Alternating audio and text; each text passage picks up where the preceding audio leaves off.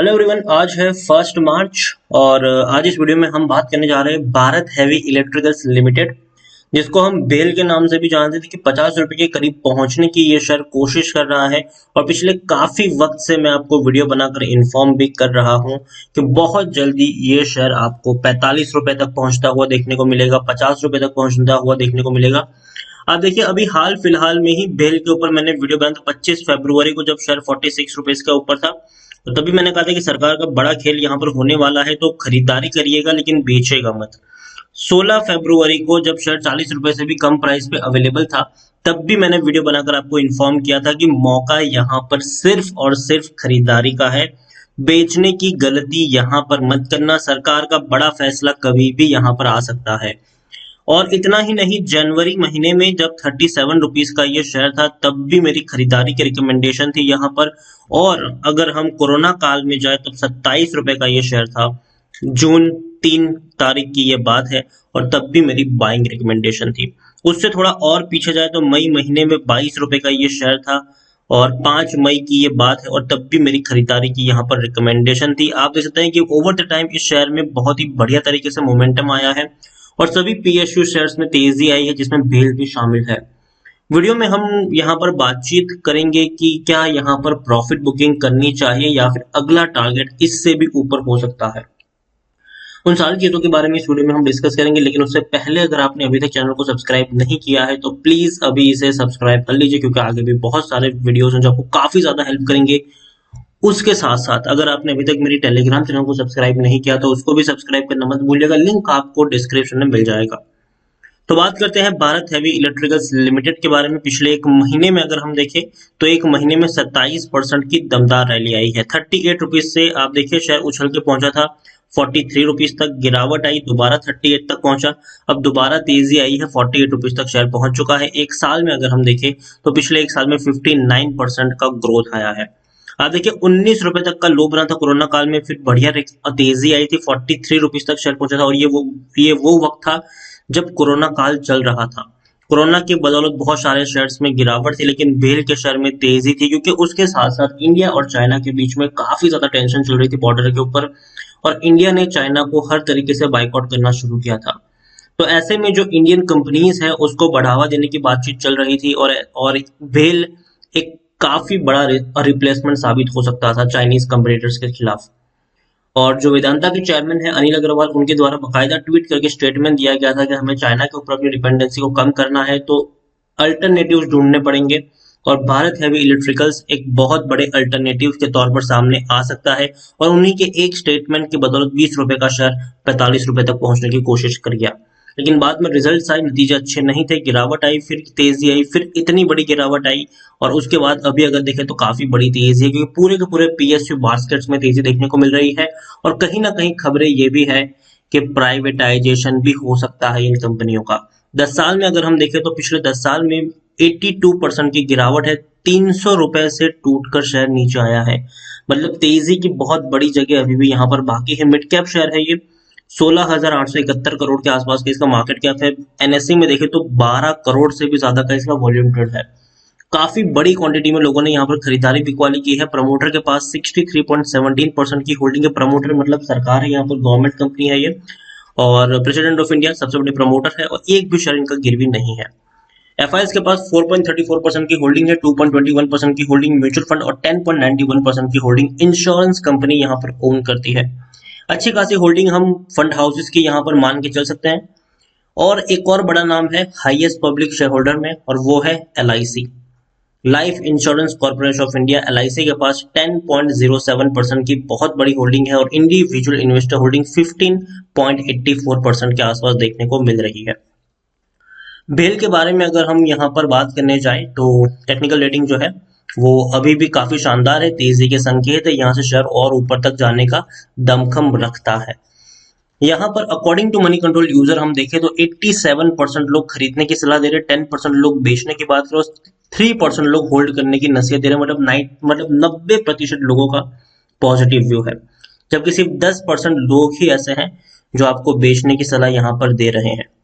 Revenues की मैं बात करूं तो अनडाउटेडली रेवेन्यू कम जरूर हुआ है, क्योंकि अगर हम दिसंबर 2019 में देखें तो 5,680 करोड़ तक के रेवेन्यू थे इनके। वो धीरे धीरे गिरावट आई, कोरोना काल में 2,000 करोड़ तक के रेवेन्यू चले गए, मतलब इतनी बड़ी गिरावट थी।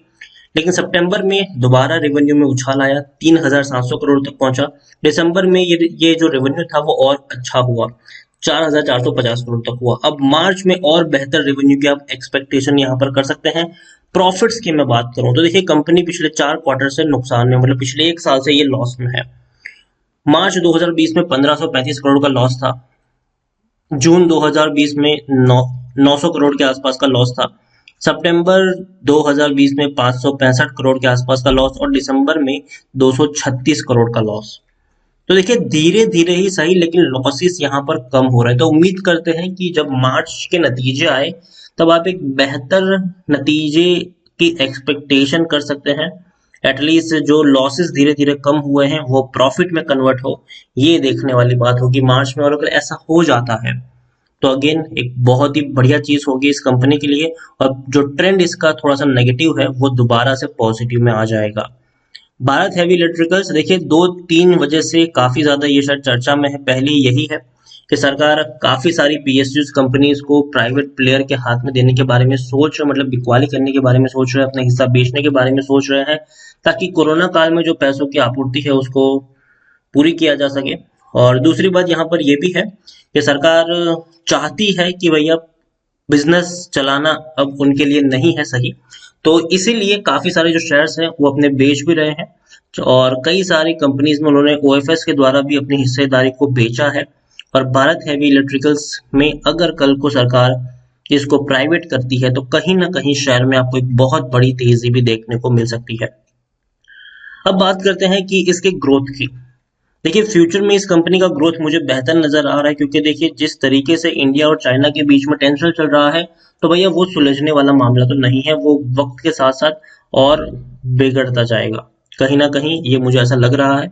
तो इंडिया आने वाले दिनों में यही करेगा कि जो इंडियन कंपनीज है उसको सबसे ज्यादा फोकस में रखेंगे।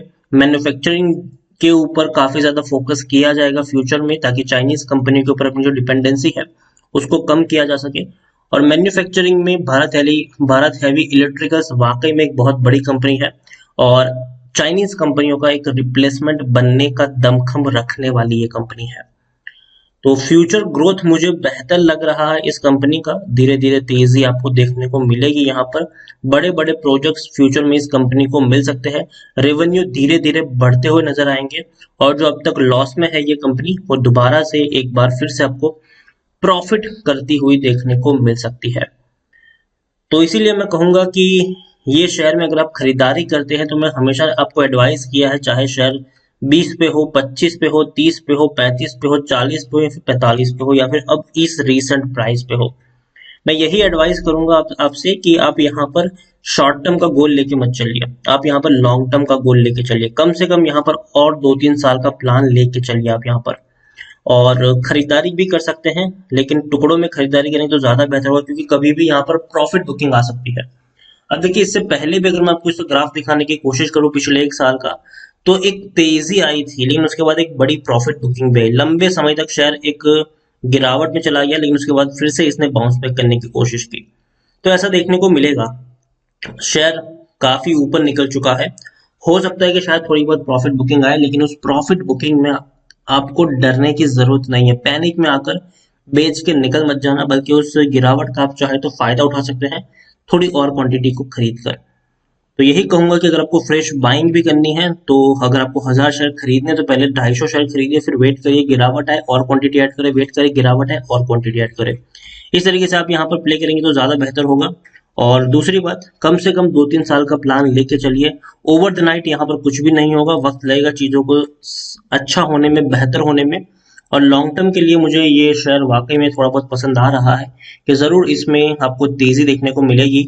जो मैन्युफैक्चरिंग फैसिलिटीज की हम बात करें, यूनिट्स की बात करें, उसको इंडिया में आने वाले दिनों में काफी ज्यादा बढ़ावा मिलने वाला है। और भारत हैवी इलेक्ट्रिकल्स अगेन इस तेजी में जरूर भागीदार बनेगा फ्यूचर में। तो बने रहिए, अभी भी मुझे लगता है कि शेयर 50 रुपये बहुत जल्दी क्रॉस कर लेगा और लॉन्ग टर्म में आपको 70 से 75 रुपए तक के भी टारगेट्स यहाँ पर देखने को मिल सकते हैं। तो वीडियो को यहीं पे एंड करूंगा। पसंद आए हो तो प्लीज लाइक करो, शेयर करो। चैनल पर अगर पहली बार आए हैं तो प्लीज सब्सक्राइब करें और भारत हेवी इलेक्ट्रिकल्स लिमिटेड के बारे में आप क्या सोचते हैं वो भी आप मुझे कमेंट में लिखकर बता सकते हैं। Thank you.